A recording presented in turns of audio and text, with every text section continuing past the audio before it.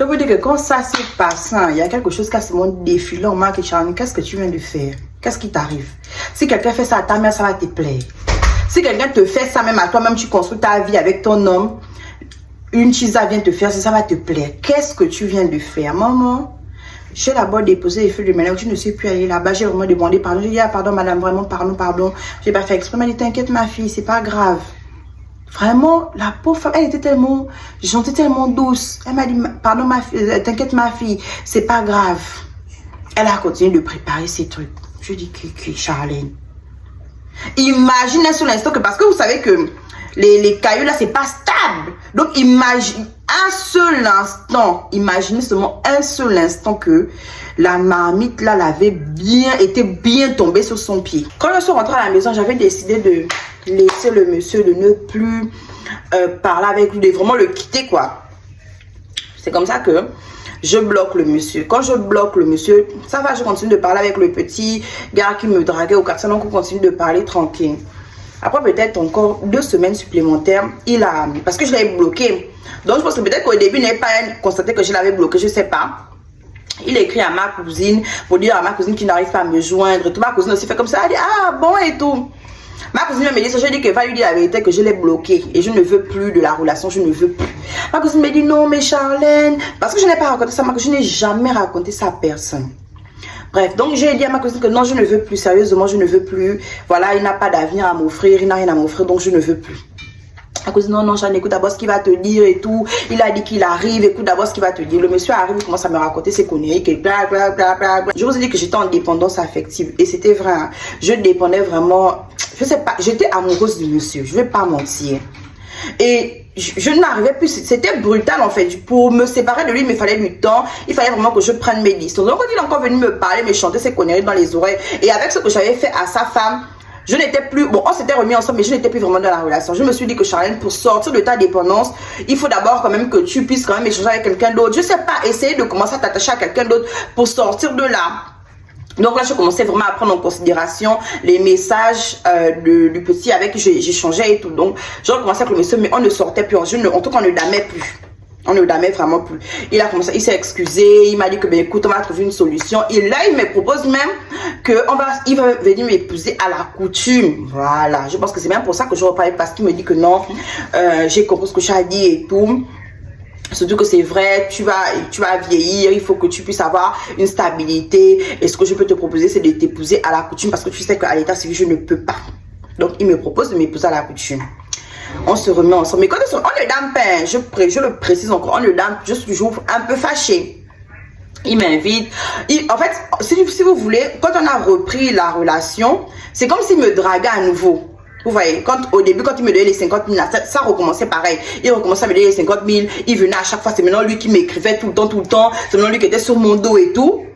En fait, moi, je me détachais et lui, il continuait. Voilà comment, je pense que 3 mois après, je pense. N'oubliez pas de laisser un j'aime, un commentaire et puis abonnez-vous s'il vous plaît. Bientôt sera 1000, donc abonnez-vous. Bisous. Quand je croise une de ses petites nièces, qui traînait souvent avec nous là. Vous savez que dans la famille, il y a toujours quelqu'un qui n'est pas trop d'accord avec votre mariage, il y a toujours une petite perdue. Donc c'était elle. Je croise la petite nièce là qui me dit que oh mais ta rivale est même enceinte, donc la femme du monsieur. Elle me dit que mais ta rivale est même enceinte. C'est pour ça que donc depuis le mariage a été déjà enceinte. Après les femmes un peu frêles là, leur grossesse ne se voit pas trop. Donc je pense peut-être, et comme elle a vu une robe, vous voyez les robes de dame là, donc je n'ai pas forcément pigé sa grossesse. Bref, apparemment elle est enceinte. Oh ta rivale est même enceinte et tout. Je dis que donc je comprends pourquoi monsieur Emelan fort là, il ne fait que courir derrière moi parce que sa femme enceinte, peut-être qu'elle ne peut plus faire la position de l'ex suspendu ou je sais pas quoi. Je dis que maman d'accord, là je comprends encore bien que maman ce qu'il te raconte là non, c'est connerie. Mieux tu prends la tangente, mieux tu laisses. Parce que ça là, tu ne vas jamais voir clair dedans. Donc, j'encaisse ta nouvelle. Je rentre à la maison. Quand je rentre à la maison, il continue de m'envoyer un message. Je lui ai dit que, ben, écoute, je préfère qu'on arrête, franchement, parce que je me sens pas bien. Et puis, j'ai rencontré quelqu'un. Là, je lui ai dit que j'ai rencontré quelqu'un et je pense que je préfère construire quelque chose avec lui, comme toi, tu as construit quelque chose avec ta dame. Oh, tu m'arrêtes ça. Toujours dans ces conneries de tu m'arrêtes ça. Oh, Janine, tu m'arrêtes ça et tout. Qu'est-ce que ça veut dire? Je t'ai déjà dit qu'on va faire le mariage à la coutume. Dis que tu sors avec le jeune homme là depuis. Tu crois que je ne sais pas, mon aide, quand m'a dit que tu avais déjà fait avec le jeune homme là. Je dis que ton aide, quand tu as dit ça, quand je ne suis jamais allé à un rendez-vous du jeune homme là. Donc ton aide, quand ment. Parce que je n'étais jamais... On se parlait, on échangeait. En plus, le jeune homme là, il faisait des missions. Lui, il était de Port-Gentil. Donc, parfois, il partait sur site. Donc, à quel moment, moi, je suis partie au restaurant avec le jeune homme. Oh non, mon aide, comme m'a dit que... il te voyait souvent avec le jeune homme là. Je dis que tu as le mensonge. Bref, j'ai commencé à dire que non, je veux plus la relation et tout. Oh non, pourquoi tu veux plus la relation? Bref, il était maintenant sur mes côtes. Je dis que papa, je ne veux plus de la relation. J'ai bloqué son numéro partout. J'ai dit à ma cousine que si tu réponds encore à ses appels, c'est ton problème. Si tu veux aussi d'amis avec lui, je m'en fous en fait. Mais moi, je ne veux plus de la relation. Je préfère couper les ponts. C'est comme ça que je me suis détachée du monsieur. Le monsieur et moi, on s'est séparés. J'ai commencé ma relation avec le jeune homme en question. Voilà, on a vécu ce qu'on a vécu. Mais j'ai commencé à prier que Seigneur, pardonne-moi. Oh. Vraiment, pardonne-moi pour cette pauvre femme qui ne m'avait absolument rien fait. J'ai commencé à m'acharner. Au lieu de m'acharner sur le concerné, c'est sur la pauvre femme que j'ai failli brûler sincèrement le pied en fait. Pour rien. Pour absolument rien. Bref, tout ça pour dire à mes petites soeurs que sortir avec un homme marié, non. On n'est pas des automates. Tu vas forcément avoir des sentiments. Tu vas forcément ressentir quelque chose. Et ça peut te mettre dans un sérieux piège. Ça peut te faire des choses terribles, des choses que tu vas regretter toute ta... Jusqu'aujourd'hui, je regrette mon geste. Même si la dame n'était pas vraiment brûlée et tout, je regrette, mais amèrement mon geste. De toute façon, je fais les prières pour que la femme là puisse réussir dans sa vie. À cause de mon geste. Sortir avec les hommes mariés, c'est bien, non?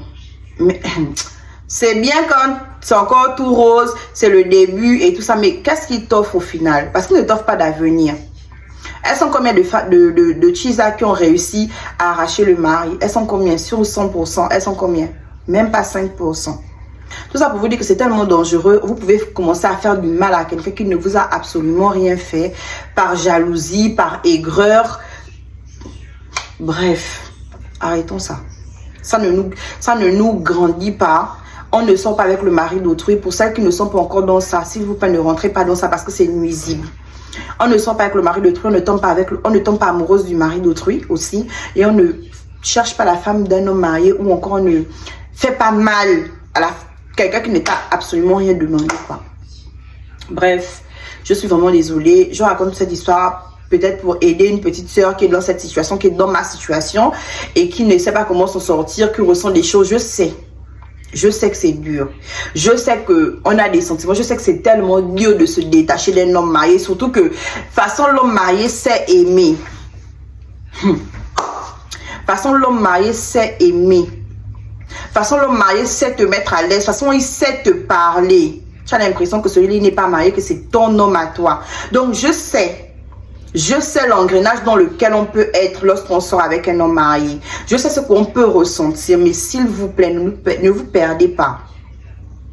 S'il s'appelle homme marié, c'est pas pour rien. Il s'est marié, il est avec quelqu'un d'autre. Pour l'avoir, déjà, le combat sera rude. Et seuls 5% réussissent. Tu n'es pas sûr d'être dans les 5% là. Et au détriment de quoi? De ta paix. Au détriment de quoi? De ta vie. Ça ne vaut pas le coup en fait.